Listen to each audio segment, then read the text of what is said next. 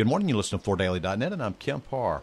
This morning, my guest is Robert Blochinger, the chairman of the Floor Covering Leadership Council. Robert, how you doing? I'm doing well, thank you. So you're also president of the National Institute of Certified Floor Covering Inspectors. For many years, you operated an installation workroom, I guess from 86 until 2013, and I wanted to talk to you about this research. We just ran a story about the second phase of this research. The Floor Covering Leadership Council hired the Blackstone Group, a research firm out of Chicago, to quantify the scope and severity of the lack of installation labor and how it's affecting the growth of the floor covering industry. Did I get that right? Yes, sir. And how many years have you been chairman of the Floor Covering Leadership Council? About 2 years. And you're down in Boca Raton. Tell us a little bit about the key findings of this research.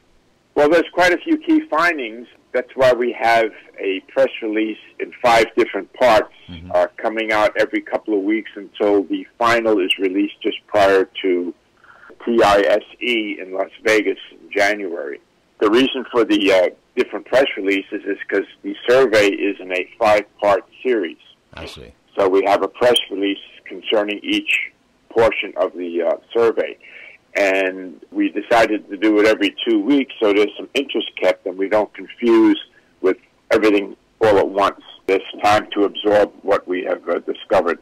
And if you're spacing it out, tell me what you can as far as what you've discovered. Excuse me. There's a couple of things. Number one, there's a dramatic shortage of trained, educated in flooring installation people out there, excuse me, to, of course, install. The problem being that it's in the entire construction industry, whether you're a wall guy, electrician, plumber, what have you. So there's a regular construction shortage. We're just part of it. We came up with a number of approximate 180,000 installers, new blood is required over the next 10 years to keep up with the demand. You need 180,000 to keep up with demand, is what you're saying.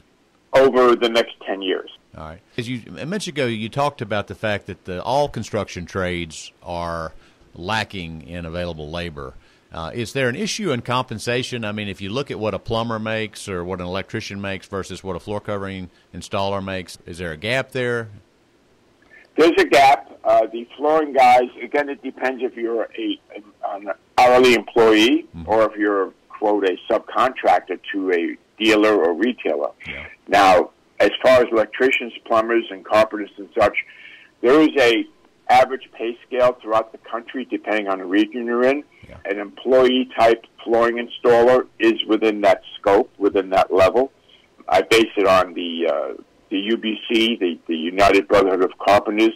They have flooring as one of their divisions, and the hourly wages are commensurate to the knowledge that that person has, and they're somewhat, I can't say equal, but they're level in the playing field to the other trades. All right, so there's not a problem there then? They're being paid? No. Okay, all right. Well, that's interesting. Okay, so you mentioned a minute ago, it depends on whether they're employee or subcontractor. Tell me about that if you would. Well, first of all, in my workroom, I had both. I had subs and I had employees. Right. And with the employee type, you have basically total control on where, when, and how he does what he does. With the subcontractor, because of the tax considerations with the IRS and the laws concerning that, you can't tell him exactly how, when, and where to go, because then he becomes an employee. So the control on an employee is much more consistent with your end result, which is a good job, and everybody gets paid at the end of the day. Also, you have the opportunity to have them trained. You can organize training for them.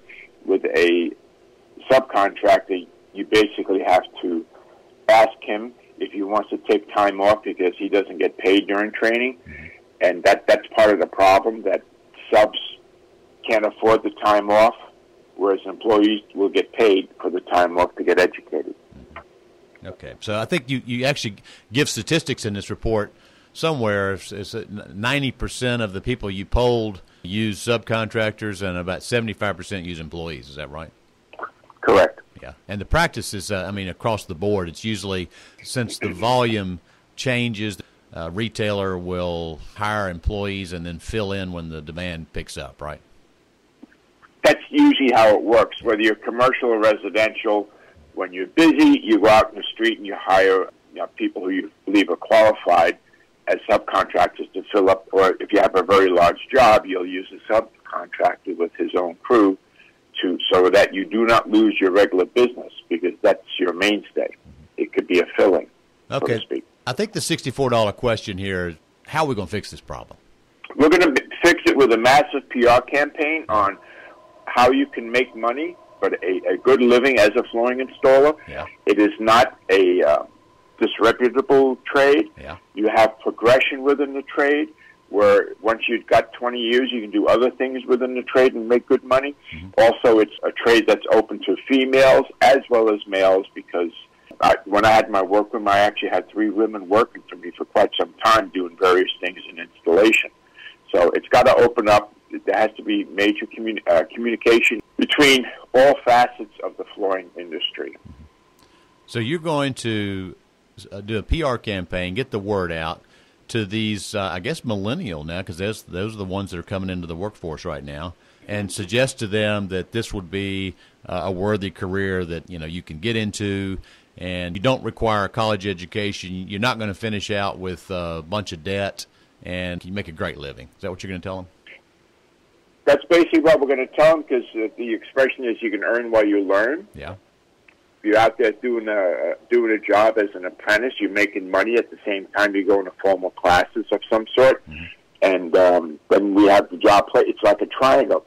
We have the person, the student, the training, and the placement. Without any one of those 3 components, nothing is going to work. Mm-hmm. So once you train a guy or girl, you've got to have the ability to put them someplace to earn a living. So the placement is very important, which is where the cooperation of the various dealers and workrooms in the country comes into effect. Okay, and how are we going to fund this PR campaign? We're still discussing that. Yeah. It's just kind of a slow action, because it's a massive undertaking. Yeah.